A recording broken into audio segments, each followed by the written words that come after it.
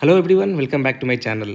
तो आज का वीडियो जो है बहुत ही इंपॉर्टेंट होने वाला है और बहुत ही डिमांडेड वीडियो है ये। बहुत लोगों का ऐसा कमेंट्स आ रहा था, वो जानना चाहते थे कि ईटीओ का जो सीओसी का एग्ज़ाम होता है, रिटन एग्ज़ाम, उसकी लेवल क्या होती है, उसे एग्ज़ाम को पास करना कितना टफ होता है। तो आज के इस वीडियो में मेरा जो मकसद है आपको बस इतना दिखाना है कि एग्ज़ाम्स किस तरह से होती है, कितने मार्क्स का होता है, कितने सेक्शंस होते हैं, कैसे उसको आंसर करना होता है। और ये बस एजुकेशनल पर्पज़ के लिए है। और मेरे पास जो भी यहाँ पे कंटेंट है मैं आपके साथ जो शेयर करने जा रहा हूँ वो सब भी मुझे किसी और से मिला है, जो मैंने उनसे कांटेक्ट किया था, उनसे हेल्प मांगी थी कि मुझे किस तरह से प्रिपेयर करनी होगी। और बहुत सारे कंटेंट मुझे टेलीग्राम चैनल से मिले हैं जो एक दूसरे को हेल्प करना चाहते हैं, तो वहीं से मिला है। और इस तो वही मैं आपके साथ भी शेयर करने जा रहा हूँ, जस्ट कि आपको आइडिया मिल जाएगी कि एग्ज़ाम्स क्या होता है, कैसा होता है। क्योंकि जहाँ तक ईटीओ की बात की जाए, सीओसी के बारे में बहुत ही कम इन्फॉर्मेशन है यूट्यूब पे। इनफैक्ट अब मैं भी अपना प्रिपरेशन स्टार्ट करने वाला हूँ, तो मैं ये सब मटेरियल्स कलेक्ट कर रहा हूँ अपने लिए। तो मुझे भी बहुत कम इन्फॉर्मेशन मिलती है यूट्यूब से। तो टेलीग्राम से बहुत कुछ अच्छे लोगों ने शेयर किया है ताकि हम लोगों को हेल्प मिल सके। तो बस मैं भी वही कैरी फॉरवर्ड कर रहा हूँ ताकि मेरे जूनियर्स या मेरे बाद आने वाले लोगों को इसमें हेल्प मिल सके। तो जैसा कि आप देख सकते हैं यहाँ पे, ये है examination of electro technical officer. तो ईटीओ के सीओसी की एग्जामिनेशन है इसका, और फंक्शन का नाम है electrical electronics and control engineering. तो मरीन इलेक्ट्रो टेक्नोलॉजी एंड एसएसईपी। तो जो ये पेपर होता है टोटल 3 घंटे का होता है, और ये टोटल 100 मार्क्स का होता है। जैसे कि आप देख सकते हैं यहाँ पे टोटल 100 मार्क्स। चलिए इसमें जो जो इसके गाइडलाइंस होते हैं एग्जाम्स के वो हम पढ़ लेते हैं वन बाई वन। इसमें क्या है, answer any 6 questions, not more than 2 from each section. तो ईटीओ के सीओसी के एग्ज़ाम्स जो होता है वो 3 सेक्शन में होता है, सेक्शन 1, सेक्शन 2, सेक्शन 3। और इसमें कहा गया है कि एक सेक्शन से सिर्फ 2 ही क्वेश्चन अटेम्प्ट करने होते हैं। तो हम आगे देखते हैं कि एक सेक्शन में कितने क्वेश्चंस होते हैं और हमें 2 अटेम्प्ट करने होते हैं। फिर illustration of an answer with clear sketch diagram carries weightage. तो इस एग्ज़ाम्स में आपको डायग्राम्स भी ड्रॉ करने होंगे एक्सप्लेन करने के लिए, और अच्छे हैंड राइटिंग्स के भी मार्क्स होते हैं इसमें, तो वो आपको एडवांटेज होगा। तो चलिए देखते हैं सेक्शन 1 में। तो जैसा कि आप देख सकते हैं सेक्शन 1 में टोटल 3 क्वेश्चन है, नंबर 1, नंबर 2, नंबर 3। तो चलिए पहले क्वेश्चन पे एक बार नज़र डाल लेते हैं कि क्या क्या क्वेश्चन पूछा जाता है। तो briefly explain the principle of operation of induction motor. तो जैसा कि आप देख सकते हैं ये तो हमारे कॉलेज के सिलेबस का है, और सबसे जो हम 3rd सेमेस्टर में पढ़ते हैं सेकंड ईयर का मोटर्स का फंक्शंस, वो क्वेश्चन यहाँ पूछा गया है। What is slip for an induction motor, draw a simple ladder logic diagram of A star delta starting of A induction motor. तो ये क्वेश्चन आ गया आपका स्टार्टर से। जैसा कि मैं आपको बताया था स्टार्टर कितना इंपॉर्टेंट है, इसे हर जगह पूछा जाता है, ईटीओ के एंट्रेंस एग्जाम में, ईटीओ के सीओसी में। अनफैक्ट ये इंपॉर्टेंट है भी, क्योंकि जहाज पे इतने सारे मोटर्स होते हैं, उनको स्टार्ट करने के लिए स्टार्टर चाहिए। तो चलिए दूसरा क्वेश्चन देख लेते हैं। With reference to batteries on board, distinguish between lead acid battery and alkaline cell. Describe how a battery of alkaline cells may be tested for its usefulness after a long storage, and if found deficient, how it can be remedied. तो ये battery से related कुछ question है, पूरा theory question है इसमें। फिर आता है explain how the ambient temperature is taken into account when determining the condition of the battery. ये जो सेकंड क्वेश्चन है पूरा बैटरी पे ही है। फिर तीसरा क्वेश्चन देखते हैं, what is Zener diode, how does it regulate the voltage. ये भी बेसिक इलेक्ट्रॉनिक्स का है, कॉलेज का ही क्वेश्चन है ये। फिर what happens to the series current, load current and Zener current when DC input voltage of a Zener regulator increases, draw a neat diagram of a Zener regulation and explain. तो ये purely पूरा का पूरा college का question है। इन सभी question आपने college में भी किया होगा, आपके सेमेस्टर में भी आए होंगे हो सकता है। तो जैसे कि आप देख सकते हैं 3 क्वेश्चन में ये पूरी तरह से आपका बेसिक इलेक्ट्रिकल या इलेक्ट्रॉनिक्स थियोरेटिकल क्वेश्चन है, जिसमें आपको 2 क्वेश्चन करने हैं। तो चलिए अब सेक्शन 2 में देख लेते हैं। जो सेक्शन 2 में जो क्वेश्चन पूछे जाते हैं वो मोस्टली न्यूमेरिकल्स होते हैं। तो ये भी बहुत बेसिक कॉलेज लेवल के ही होते हैं। तो चलिए हम देखते हैं क्या क्या क्वेश्चंस पूछे जाते हैं। तो with respect to insulated and earth neutral systems used on board, जैसा कि आप जानते हैं हमारे शिप पे आइसोलेटेड सिस्टम यूज होते हैं। Discuss the advantage and disadvantage of both the insulated and earth systems used on board. Discuss the consequence of earth fault in an earth distribution system. What would be the ohmic value of NER to limit the earth fault to the full load rating of a 2 megawatt 0.8 power factor 3.3 kV 3 phase AC generators. तो ये भी basic electrical machine का power system का question है, जो कि college में हम पढ़ते हैं। तो सेक्शन 2 में भी 3 क्वेश्चन हैं, उसमें आपको कोई 2 आंसर करना है। और इसका मार्क्स देख ले तो ये पहला पार्ट जो है वो 8 मार्क्स का, दूसरा भी 8 मार्क्स का, और तीसरा भी 8 मार्क्स का। तो 8 + 4 12 + 4 16। तो ये भी 16 मार्क्स का क्वेश्चन है। चलिए 5वां क्वेश्चन देखते हैं, ये सेक्शन 2 का ही है। With reference to different types of transformers used on board, discuss the basic principle of operation of a transformer, enumerate the different types of transformers used on board, also state their functions for which they are used. और तीसरा question जो है इसमें section C, 440/110 voltage single phase transformer supplies a load of 5 kilowatt at 0.8 power factor load, calculate the primary and secondary current ignoring transformer power losses. ये भी question आपका जो है कॉलेज का बेसिक्स है। और तीसरा क्वेश्चन है, ये भी 16 मार्क्स का है। देखते हैं 100 kilo KVA 2400 by 240 volt transformer, 50 hertz single phase transformer, has no load current of 0.64 ampere and a core loss of 700 watt when its high voltage side is energized at rated voltage and frequency. Calculate the components of no load current if this transformer supplies a load current of 40 amps at 0.8 lagging power factor at its low voltage side. Determine the primary current and its power factor. Ignore the leakage impedance drop. तो ये 16 marks का एक numerical question है और ये बहुत important है कि आप न्यूमेरिकल्स प्रैक्टिस करें, क्योंकि थियरी में आप कुछ मार्क्स इधर उधर से ले सकते हैं, थोड़ा भी लिख दे तो, लेकिन प्रैक्टिकल जो ये न्यूमेरिकल क्वेश्चन है इसमें अगर आपका एक भी वैल्यू गलत हुआ तो आपके पूरे के पूरे मार्क्स चले जाएंगे। थर्ड सेक्शन में देख लेते हैं इसमें क्या है। तो थर्ड सेक्शन का जो क्वेश्चन होता है वो मोस्टली मार्पोल पे होता है और मोस्टली सेफ्टी से रिलेटेड होता है। जो जितने भी क्वेश्चंस होते हैं सोलास मार्पोल, तो देखते हैं इसमें क्या क्वेश्चंस पूछे गए हैं। How will you fight a fire in a galley? How will you at least resist the fire if you are the first person to sight the fire in the galley?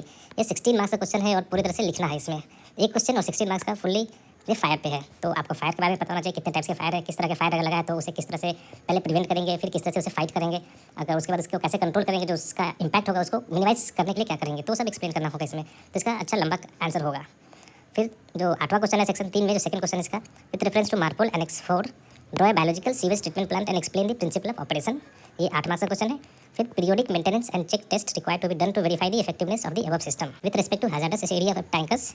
Explain the term flame proof for electrical equipment. State the type of electrical equipment that would be protected in this way. तो ये question 4 marks का, पहला question 6 marks का। और list likely defects of flame proof equipment, तो ये तीसरा question. तो आपको एक आइडिया मिल गया होगा कि किस तरह का क्वेश्चन आता है। तो चलिए हम देखते हैं, ये दूसरा क्वेश्चन पेपर है examination of electro technical officer. Same चीज़ है, टाइमिंग सेम है, मार्क्स सेम है और इंडिया 2022। तो ये रिसेंट का क्वेश्चन पेपर है और इसमें भी सेम जो आपका गाइडलाइंस है सेम है। Answer any 6 questions, not more than 2 from each section. फिर नीटनेस, फिर clean sketch diagrams and please strike out the blank pages which where ever applicable. चलिए सेक्शन 1 में हम क्वेश्चन देख लेते हैं जल्दी। तो एक नंबर क्वेश्चन में ये में आता है, what precautions must be taken when testing the insulation of generator cables and wiring connected to AVR unit. तो ये जनरेटर से रिलेटेड है, जैसे प्रैक्टिकल पे करने को मिलेगा, देखने को मिलेगा, सीखने को मिलेगा। How could you monitor the correct instant for synchronisation if synchronoscope and synchronizing lamps are not working, and how the air gap of an alternator is measured and why the air gap of an alternator to be checked periodically। जो second question है वो है, with respect to insulated earth neutral system used on boards discuss the advantage and disadvantage of both the insulated and earth system used on board. ये question पिछले वाले question paper में भी था। Discuss the consequence of earth fault in earth distribution system. Then what would be the ohmic value of N ER to limit the earth fault to full load ratings of a 2 megawatt 0.8 power factor 3.3 kV 3 phase AC generator. फिर तीसरा question देख लेते हैं, explain with the aid of a diagram controller utilising proportional plus integral action. List out the advantage and disadvantage of electric propulsion system. तो ये PID का question है, control system का, और ये इलेक्ट्रिक प्रोपल्शन सिस्टम। फिर सेक्शन सी में आते हैं, explain briefly what you know about the pulse with modulation and how it can be applied for propulsion control. चलिए सेक्शन 2 में आते हैं। ये तो आप देख लीजिए किस तरह क्वेश्चन है, आप इसमें पढ़ लीजिए, आप इसका स्क्रीनशॉट ले लीजिए। इसमें मैं इसे पढ़ने नहीं जा रहा हूँ इस बार, तो अब एक बेसिक आइडिया आपको मिल जाएगा। ये क्वेश्चन देखिए, ये आपको कॉलेज में आपने ज़रूर किया होगा, जो लोग इलेक्ट्रिकल इंजीनियरिंग से पढ़े होंगे। जो इलेक्ट्रिक मशीन का जो चैप्टर होता है उसमें इस तरह का बहुत ही कॉमन क्वेश्चन है ये। इसमें आपको नो लोड स्पीड पता करना है, फुल लोड स्पीड पता करना है, frequency, synchronising speed, frequency of rotor at full load torque इस तरह का। फिर जो नेक्स्ट क्वेश्चन है, डीजल इंजन ड्रिवन अल्टरनेटर्स का। Explain the significance of term speed droop during the parallel operation of alternators. ये सब कॉलेज लेवल के क्वेश्चन है। Assume 2 alternators are running in parallel. तो पैरेलल ऑपरेशन के पे कुछ क्वेश्चन है, आप देख लीजिए। ये क्वेश्चन भी जनरेटर पे ही है, न्यूमेरिकल्स ही हैं पैरेलल ऑपरेशंस पे। तो चलिए देखते हैं सेक्शन 3 का क्वेश्चन क्या क्या है इसमें। Describe the routine test required for self contained breathing apparatus sets. तो ये SABA का क्वेश्चन है। बी में है, describe the procedure to be adopted to finding missing personnel in a smoke filled accommodation area. तो ये पूरी तरह से लाइफ सेविंग होता है, किस तरह से सेफ्टी रहना है, अपने सेफ्टी पे पूरा ये सेक्शन होता है। अगला क्वेश्चन है, with reference to an automatic water sprinkler fire detection alarm and extinguishing system for accommodation space.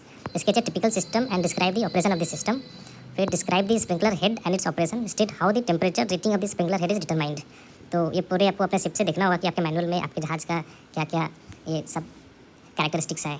Next question है, with respect to MARPOL annexure 5 explain the regulation stipulated for disposal of garbage under annex 5 of MARPOL 73/78। State the special area notified under the annex 5 of MARPOL 73/78। State what precautions you will take during disposal of waste from electrical workshop. तो हमें MARPOL के भी बहुत सारे जो rules हैं उनसे भी पढ़ना होता है, अपने आप को फैमिलाइज करना होता है जहाँ से जब हम काम कर रहे होते हैं। तो ये क्वेश्चंस 8 + 4 12 + 4 16 और ये 8 + 8 16 ये 8 + 8 16, तो 14 या 16 का क्वेश्चन होता है एक क्वेश्चन ईच सेक्शन में, जिसमें हमें 2 आंसर करना होता है।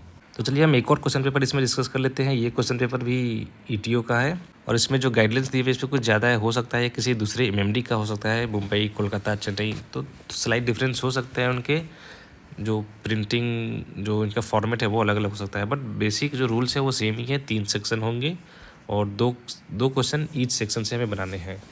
तो इस सेक्शन में देखते हैं क्या क्या क्वेश्चन है। Draw a circuit diagram of a transistor connected as a common emitter amplifier including bias resistors, coupling and decoupling capacitors। ये प्योरली जो है इलेक्ट्रॉनिक्स का क्वेश्चन है। Explain the operation of circuit components.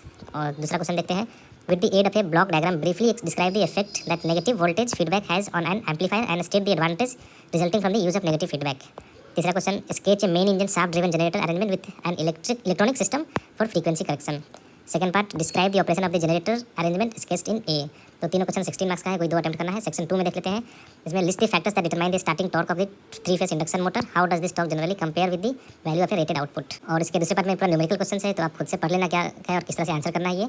तो ये बेसिकली या तो इलेक्ट्रिक मशीन पे हो सकता है या पावर सिस्टम पे हो सकता है, जो हमारा न्यूमेरिकल क्वेश्चन आता है। सेक्शन 3 के क्वेश्चन देख लेते हैं, describe the pumping of machinery, space, bilges and disposal of oil sludge residues of your ship using the following guidelines. When outside the 12 miles limit and not in a special area, inside the 12 mile limit and in a special area, for logging the discharge, the disposal of oily residues for vessels with no incinerator। तो ये पूरा garbage management से है ये जो question है। With reference to pump room of an oil tanker, describe the following with particular emphasis on safety aspects. Ventilation system, procedure to be followed for pump room entry, lighting system. तो हो सकता है कि आप tanker पे seal ना किए हों, लेकिन आपको टैंकर का भी क्वेश्चन आ सकता है, आपको कंटेनर्स का भी क्वेश्चन आ सकता है। तो आपको जब आपको सीओसी मिल रहा है तो वो ऐसा नहीं है किसी पर्टिकुलर शिप के लिए मिल रहा है, वो यूनिवर्सल मिल रहा है। आप किसी भी फॉरेन गोइंग वेसल्स पे जा सकते हैं, मतलब आप कोई भी वेसल्स पे जा सकते हैं। तो इसलिए आपको हर टाइप के शिप्स के बारे में जानना होगा अगर आप सीओसी एग्जाम्स के लिए जा रहे हैं। तो फिर देखते हैं question, with reference to ISM code write short notes on objective of ISM code, resource and personnel, masters authority and responsibility, functional requirements for a safety management system. दोस्तों ये जो कुछ क्वेश्चन पेपर मैंने आपके साथ डिस्कस किया है, अभी जो 3 क्वेश्चन पेपर है वो रिसेंट मंथ्स के ही हैं 2022 के। तो फ्यूचर में मुझे जैसे जैसे और क्वेश्चन पेपर मिलते रहेंगे, रिटन के हो या ओरल्स के हो, मैं आपके साथ शेयर करते रहूँगा। चाहे वो ईटीओ के एंट्रेंस एग्ज़ाम के लिए हो, कॉलेज के लिए, या वो सीओसी का हो। इसके लिए मुझे आपका सपोर्ट चाहिए होगा। आप मुझे ज़रूर सपोर्ट करें, चैनल को सब्सक्राइब करके, वीडियो को शेयर करके, लाइक करके, तभी मुझे मोटिवेशन मिलता रहेगा। मैं और आपके लिए मेहनत करते रहूँगा, क्योंकि ये सब कंटेंट को प्रिपेयर करने में, कलेक्ट करने में बहुत टाइम लगता है। तो इसलिए आपका सपोर्ट बहुत ज़रूरी है मेरे लिए। तो चलिए मैं मिलता हूँ आपसे अपने अगले वीडियो में कुछ और अच्छे कंटेंट के साथ। तब तक के लिए जय हिंद, जय